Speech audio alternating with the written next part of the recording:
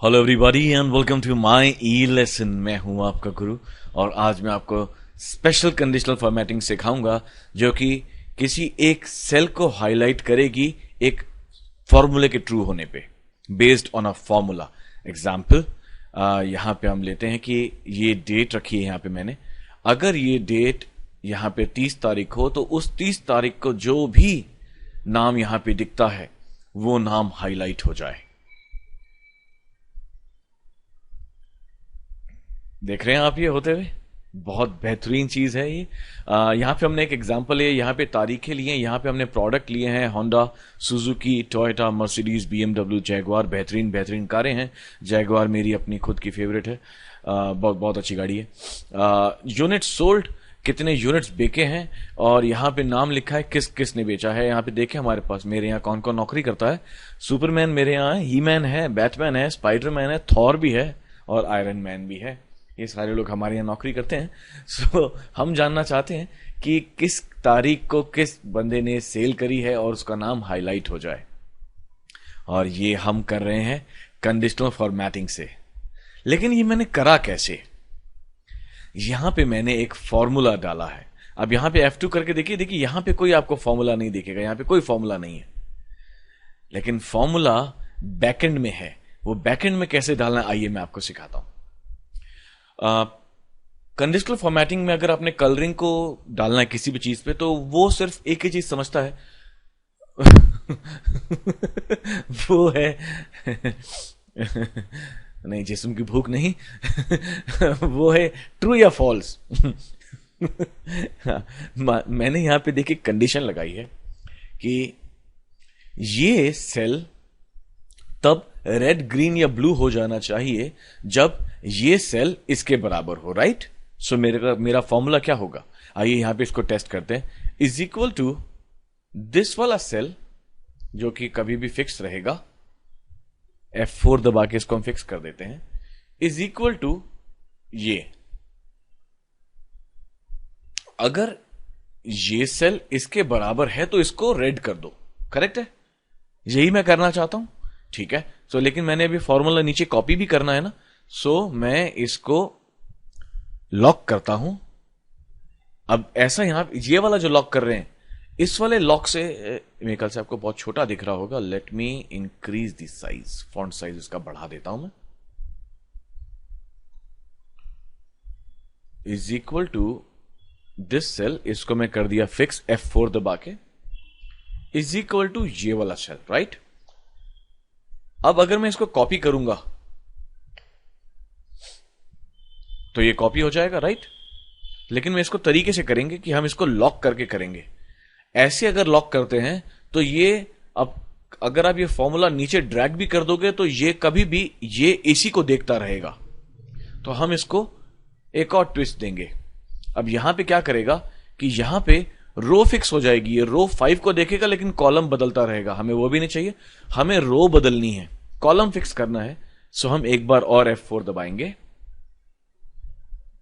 अब dollar sign किसके सामने है? C के सामने है, यानी कॉलम फिक्स हो गया। अब मैं जब इसको नीचे लेके जाऊंगा फॉर्मूला को तो रो चेंज होगी, कॉलम चेंज नहीं होगा। अब ये बता रहा है फॉल्स, क्योंकि ये तारीख इस तारीख के बराबर नहीं है। आइए इस फॉर्मूला को नीचे कॉपी करते हैं, देखते हैं कहां पे सही है ये तारीख। ये यहां पे सही है, ट्रू दिख रहा है, तो तभी ये कलर्ड में आ गया है। इसको बदल के देख लेते हैं, देखिए अपने आप। 5 तारीख यहां पे ट्रू है, ये कलर में आ गया है। सो ये ट्रू एंड फॉल्स के फॉर्मूले को हमने हमारी कंडीशनल फॉर्मेटिंग में डालना है। आइए कैसे डालेंगे? कंडीशनल फॉर्मेटिंग में जाएंगे। इससे पहले कि मैं उसमें कंडीशनल फॉर्मेटिंग डालूं, जो मैंने कंडीशनल फॉर्मेटिंग डाल रखी है मैं उसको हटा देता हूं। सो डालने से पहले मैं आपको बता रहा हूं कि कंडीशनल फॉर्मेटिंग हटाते कैसे हैं। क्लियर रूल्स में जाके सेलेक्टेड सेल से कंडीशनल फॉर्मेटिंग हमने हटा दी। अब यहां पे जो फॉर्मूला है, ये फॉर्मूला अगर मैं यहां पे कंडीशनल फॉर्मेटिंग में डाल दूंगा सो ट्रू या फॉल्स उसको दिख जाएगा और वो उसको कलर कर देगा। अब ध्यान रखना है कि मैं ये जो फॉर्मूला है ये इस रो के लिए ट्रू है, ये फॉर्मूला इस रो के लिए ट्रू है। तो जब मैं फॉर्मूला डालूं तो मैं ध्यान रहे कि मैं इसके हिसाब से फॉर्मूला डाल रहा हूं। ये फॉर्मूला ही यहां पे डलेगा, नीचे अपने आप कॉपी हो जाएगा। लेकिन यहां वाला फॉर्मूला कॉपी करके मैं यहां नहीं डाल सकता, मुझे इधर का फॉर्मूला कॉपी करके इधर डालना है, एकदम आमने सामने में।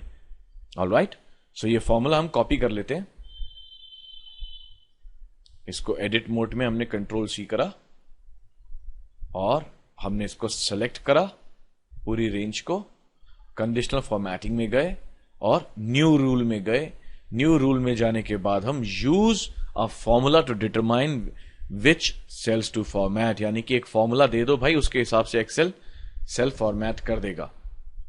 तो मैंने उसको फॉर्मूला दिया है कि ये वाला सेल फिक्स्ड है, जब भी इसके बराबर हो, यहां पे किसी के बराबर हो, सो उसको कलर हम दे देंगे